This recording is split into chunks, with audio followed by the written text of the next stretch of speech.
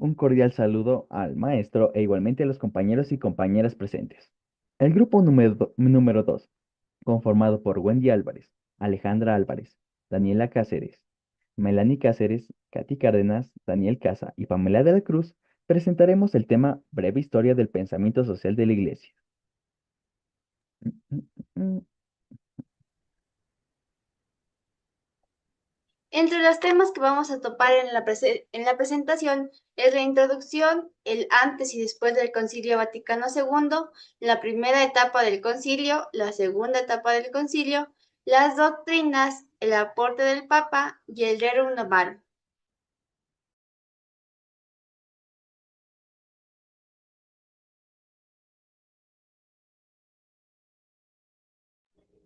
Ahora les voy a dar una introducción sobre lo que es el pensamiento social de la Iglesia. El pensamiento social de la Iglesia es un conjunto de reflexiones y enseñanzas que la Iglesia Católica ha desarrollado a lo largo de su historia para abordar cuestiones sociales, económicas y políticas desde una perspectiva cristiana. Su origen se remonta a los primeros mensajes evangélicos, pero se ha formalizado como una corpus doctrinal específico en tiempos más recientes, especialmente a partir de la encíclica Rerum Novarum de León XIII en 1891. El pensamiento social de la Iglesia se fundamenta en la dignidad de la persona humana y promueve una opción preferente para los pobres, enfatizando la justicia social y el compromiso con los derechos de los más vulnerables, a través de diversas encíclicas y documentos eclesiales. Se ha establecido principios que guían la acción moral y social de la Iglesia, buscando construir un orden social más justo y humano. En el contexto de América Latina, el pensamiento social de la Iglesia ha jugado un papel crucial en la promoción de la autodeterminación y la defensa de los derechos humanos, a pesar de los desafíos históricos que ha enfrentado la Iglesia en la religión.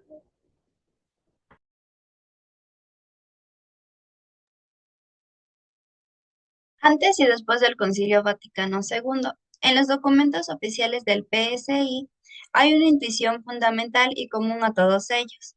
La misión religiosa de la Iglesia pasa necesariamente por su intervención en la vida social, partiendo de los principios religiosos y morales del cristianismo. Hasta ahora se pueden marcar dos etapas diferenciadas en el tiempo.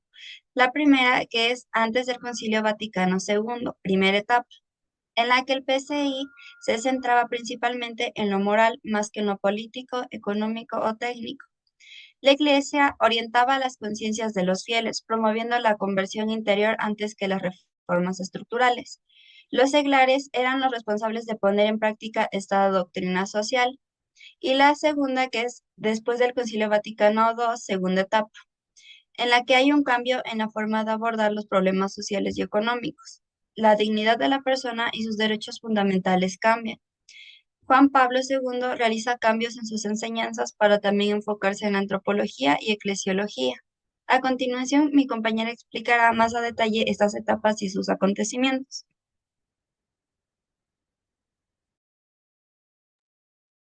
Primera etapa. En la primera etapa se nos habla de un pensamiento social de la Iglesia, la cual inicia desde León XXI hasta Juan XXI. En esta etapa, el BCI era más una cuestión moral que política, económica o técnica, ya que la Iglesia se centraba especialmente en iluminar la conciencia de los fieles y evitar que se desvíen de los principios cristianos.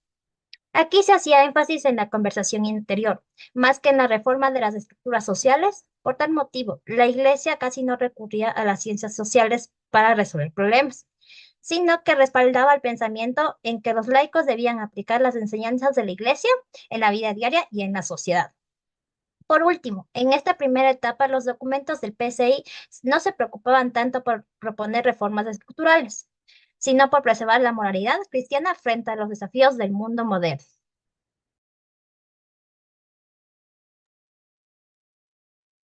En la segunda etapa vamos a hablar de que el pensamiento social de la Iglesia ha tenido una evolución notablemente desde el Vaticano II. Se ha dado más relevancia a la dignidad de la persona y a sus derechos fundamentales. La Iglesia ha adoptado una postura más cercana a la mentalidad moderna, con menos condenas y más protagonismo de los laicos. Juan Pablo II introdujo la cristificación y una mayor fundamentación antropológica y eclesiológica. Los conceptos de justicia, paz, seguridad, medio ambiente y democracia son claves en el desarrollo social según la Iglesia.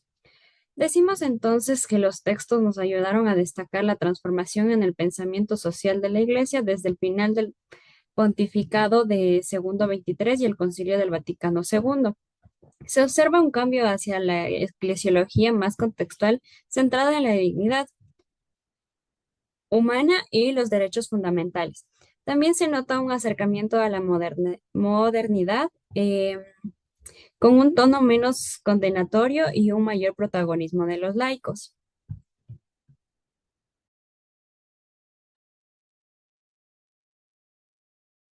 Yo les voy a presentar las doctrinas. Las bases doctrinales en los documentos de Juan Pablo II destacan puntos muy importantes, como por ejemplo, destaca la solidaridad como el pilar de la cultura y la economía. En la cultura se entiende como una virtud que nos guía hacia el bien común. En la economía, la producción no debe basarse en el lucro, sino en el servicio a los demás.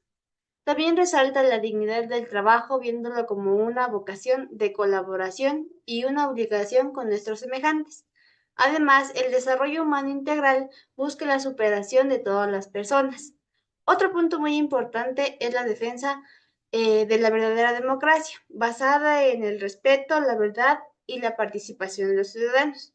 Asimismo, se hace énfasis en la conciencia ecológica que nos llama a proteger al medio ambiente para las futuras generaciones. Por último, está la opción preferencial por los pobres, que subraya la necesidad de enfocarnos en ayudar a los más necesitados.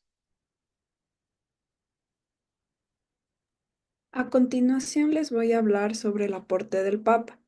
El Papa Juan Pablo II no se limitó a enriquecer la doctrina social de la Iglesia con ideas y escritos, sino que también promovió una sólida estrategia de comunicación.